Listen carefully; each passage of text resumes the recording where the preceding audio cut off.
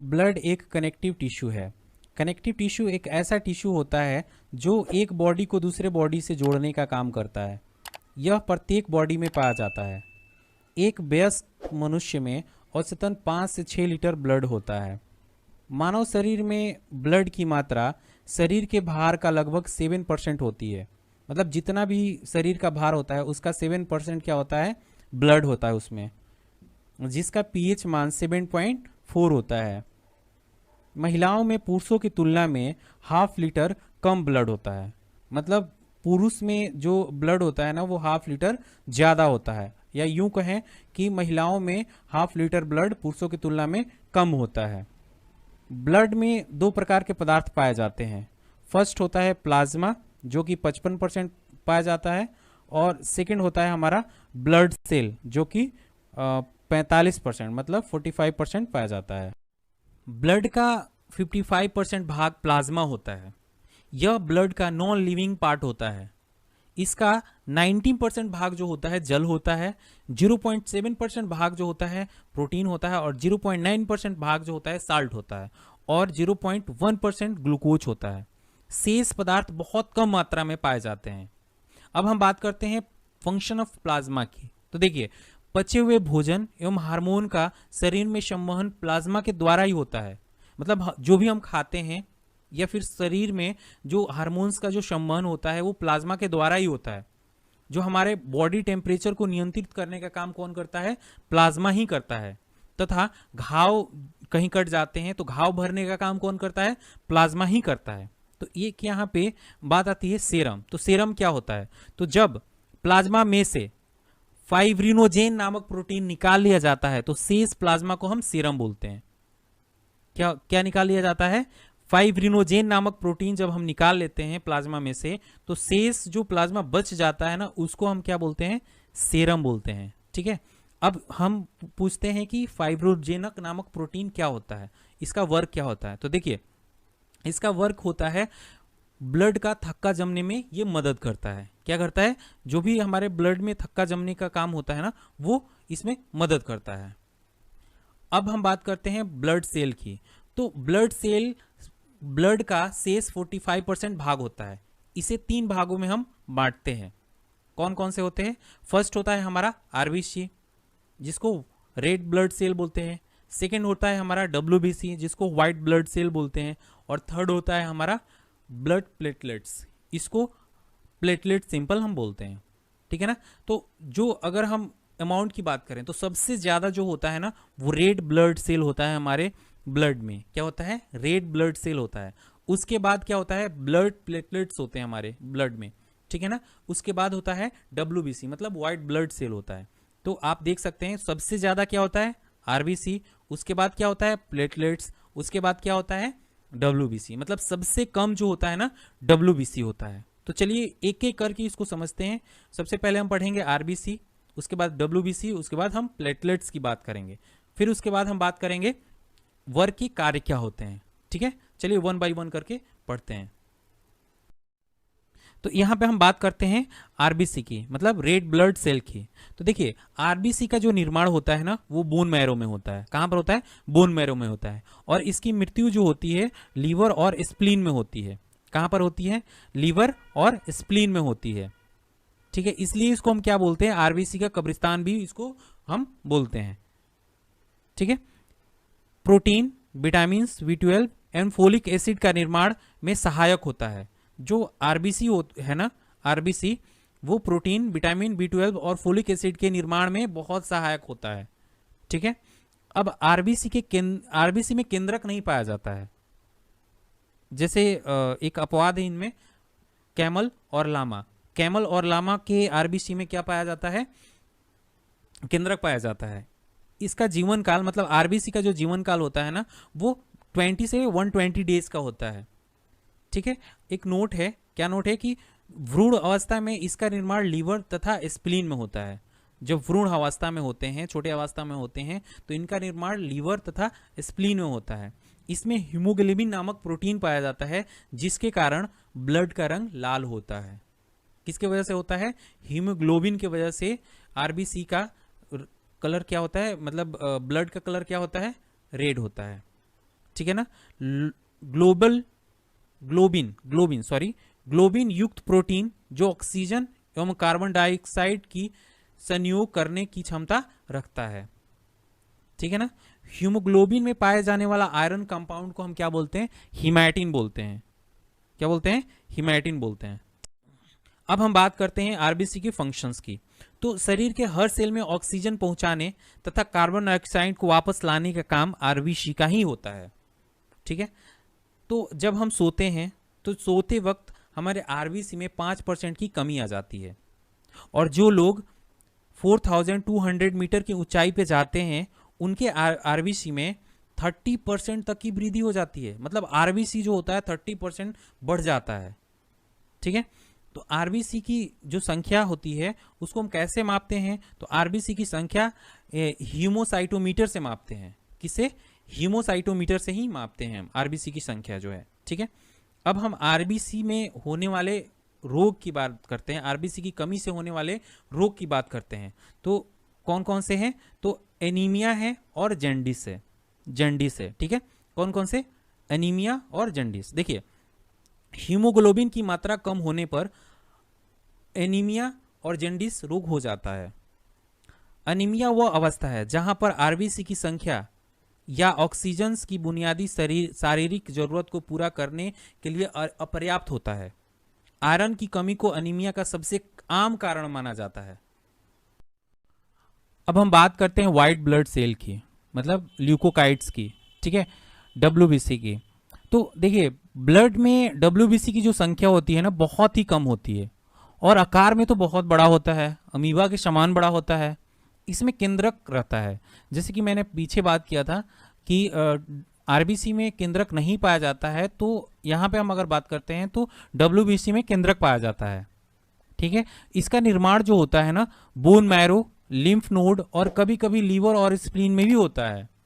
इसकी जो मृत्यु होती है ना, वो कहाँ होती है? ब्लड में ही हो जाती है।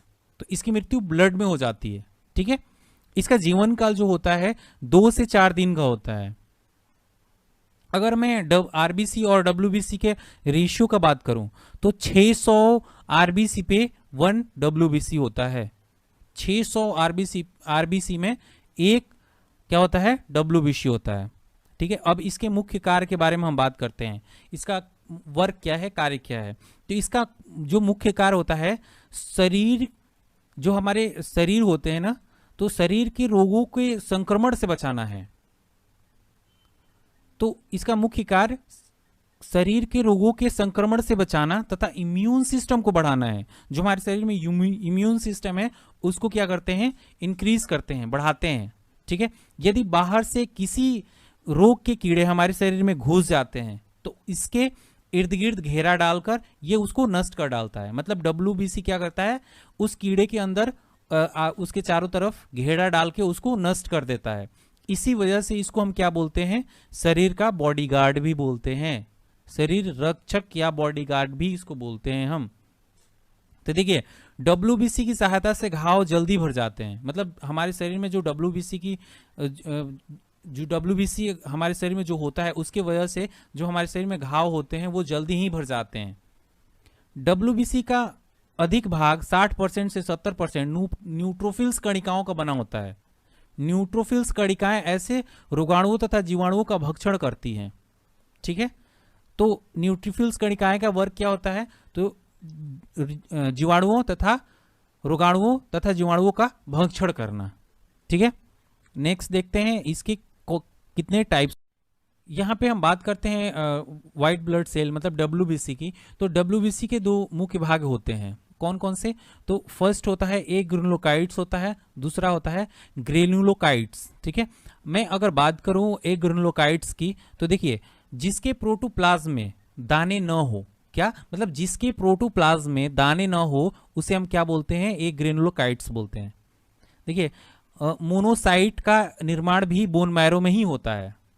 कहां पर होता है? बोन मैरो में ही होता है। मोनोसाइट्स का निर्माण जो होता है बोन मैरो में ही होता है। यह मतलब ब्लड में 3 से लेके 8% तक पाया जाता है, ठीक है।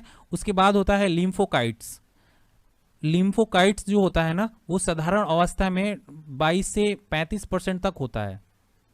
ठीक है, इसका निर्माण शरीर के लिम्फ धातु में ही होता है, जैसे कि टॉन्सिल हो गया, स्प्लीन, थाइमस आदि में होता है ना। इसको हम दो टाइप्स में डिवाइड करते हैं, एक होता है टी लिम्फोकाइट्स, एक होता है बी लिम्फोकाइट्स। ठीक है, जो टी लिम्फोकाइट्स होता है ना, वो कैंसर सेल को रिमूव करता है। इसका मेन जो वर्क होता है ना, वो कैंसर सेल को मारने का काम होता है, मतलब कैंसर सेल को रिमूव कर देता है। और दूसरा जो काम होता है, एचआईवी के अटैक से भी बचाता है। अगर एचआईवी अटैक करता है तो उस केस में भी उससे प्रोटेक्शन प्रदान करता है ना। उसके बाद हम बात करते हैं बी लिम्फोकाइट्स की। ये प्रतिरोधक कैपेसिटी को बढ़ाता है, मतलब हमारे शरीर में जो रोगों की क्षमता होती है, लड़ने की क्षमता होती है, उसको इंक्रीज करता है बी लिम्फोकाइट्स। ठीक है ना। अब देखिए, अब अग्रिनोकाइट्स क्या होता है, तो ग्रिनोकाइट्स जिसके प्रोटोप्लाज्म में दाने हो, इसका निर्माण बोन मैरो में होता है। ठीक है ना, मैंने क्या बताया कि ग्रिनोकाइट्स जिसके प्रोटोप्लाज्म में दाने होते हैं, ठीक है, और जिसका निर्माण बोन मैरो में होता है। ठीक है, अगर मैं प्राकृतिक अवस्था में देखें तो ये ब्लड के अंतर्गत न्यूट्रोफिल्स इसमें न्यूट्रोफिल्स की बात करते हैं, जो 55 से 70% तक होता है। यूसिनोफिल्स जो होता है 2 से 7% होता है, और बीसोफिल्स जो होता है 1/4 से 1% होता है, मतलब 0.25 से 1% तक इसमें रहता है। ठीक है, अब WBC की कमी से होने वाले रोग कौन कौन से हैं, तो WBC की कमी से होने वाले रोग कैंसर और HIV है। ठीक है ना, अगर WBC की कमी हो जाती है तो उस केस में हमारे शरीर में कैंसर होता है या फिर HIV हो जाता है। अब एक चीज और ध्यान देने वाली बात है जो बहुत ही इंपॉर्टेंट है, कि WBC की जो संख्या अगर डिक्रीज हो जाती है, घट जाती है, तो उस केस में हमें क्या हो जाता है, ल्यूकोपीनिया हो जाता है। अगर WBC की मात्रा हमारे शरीर में कमी आ जाती है तो उस केस में ल्यूकोपीनिया होता है, और WBC की मात्रा हमारे शरीर में अगर बढ़ जाती है तो ल्यूकेमिया होता है। मतलब दोनों में दिक्कत है, अगर घट जाए तब भी दिक्कत और बढ़ जाए तब भी दिक्कत है। ठीक है, और ब्लड प्लेटलेट्स की बात करते हैं। ठीक है ना, ब्लड प्लेटलेट्स की बात करते हैं तो ब्लड में इसकी संख्या जो होती है 4 से 5 लाख तक होती है। मतलब ब्लड में प्लेटलेट्स की संख्या जो होती है 4 से 5 लाख तक जनरली होती है। ठीक है ना, यह केवल मनुष्य एवं स्तनधारियों के ब्लड में ही पाया जाता है, अन्यथा दूसरे में नहीं पाया जाता है। इसमें केंद्रक नहीं होता है, इसका निर्माण बोन मैरो में होता है। ठीक है ना, इसका निर्माण कहां पर होता है, बोन मैरो में होता है। इसका जीवन काल 3 से 5 दिन का होता है, और इसकी मृत्यु स्प्लीन में होती है। कहां पे होती है, स्प्लीन में होती है। इस चीज को याद रखने की जरूरत है। इसका मुख्य कार्य क्या क्या होता है उसको समझते हैं। तो इसका मुख्य कार्य ब्लड के थक्का जमने में मदद करना होता है। मतलब हमारे शरीर में जो क्या होता है, ब्लड जब कहीं कट जाता है तो तुरंत थक्का जम जाता है। मतलब थक्का जमने का काम किसका होता है, तो एक तो मैंने बताया था कि RBC में भी होता है, और दूसरा मैंने बताया था प्लेटलेट्स का भी काम होता है, कि ब्लड का जो थक्का जमने का काम करता है प्लेटलेट्स भी करता है। ठीक है, प्लेटलेट्स की कमी से होने वाले रोग कौन कौन से हैं, तो चिकनगुनिया और डेंगू ज्वार। चिकनगुनिया हो जाता है और डेंगू ज्वार हो जाता है। ठीक है ना, तो चिकनगुनिया और डेंगू ज्वार के कारण मानव शरीर में प्लेटलेट्स की कमी हो जाती है। ठीक है ना, कमी हो जाती है, कभी कभी 60,000 70,000 तक पहुंच जाता है। कहाँ 4 लाख 5 लाख होना चाहिए, और कहीं 40,000 50,000 तक हो जाता है। जिस केस में अगर इससे कम हो जाता है तो आदमी का डेथ हो जाता है। ठीक है ना, यहाँ पे देखते हैं कि ब्लड के मुख्य कार्य क्या क्या हैं। ठीक है, तो ब्लड के टेम्परेचर को कंट्रोल करना तथा शरीर के रोगों से रक्षा प्रदान करना, ये ब्लड का ही काम होता है। शरीर के वातावरण को अस्थायी बनाए रखना तथा घाव को भरना ब्लड के द्वारा ही होता है ना। ब्लड का क्लॉटिंग किसके द्वारा होता है, ब्लड के द्वारा ही होता है। किस में होता है, ये आपको प्लेटलेट्स में होता है। ठीक है ना, तो देखिए हमने जैसे बताया था कि शरीर के हर सेल में ऑक्सीजन पहुंचाने तथा कार्बन डाइऑक्साइड को वापस लाने का काम ब्लड का ही होता है। ये किस में होता है, ये RBC में होता है। CO2, O2, पचा हुआ भोजन एवं हार्मोन का संवहन कौन करता है, ब्लड के द्वारा ही होता है। मतलब ब्लड ही करता है इस काम को। विभिन्न अंगों में सहयोग स्थापित करने का काम ब्लड के द्वारा ही होता है। मानव शरीर में ब्लड हेपेरिन की उपस्थिति में नहीं जमता है। अगर हेपेरिन नहीं हो तो फिर ब्लड क्या हो जाएगा, जम जाएगा।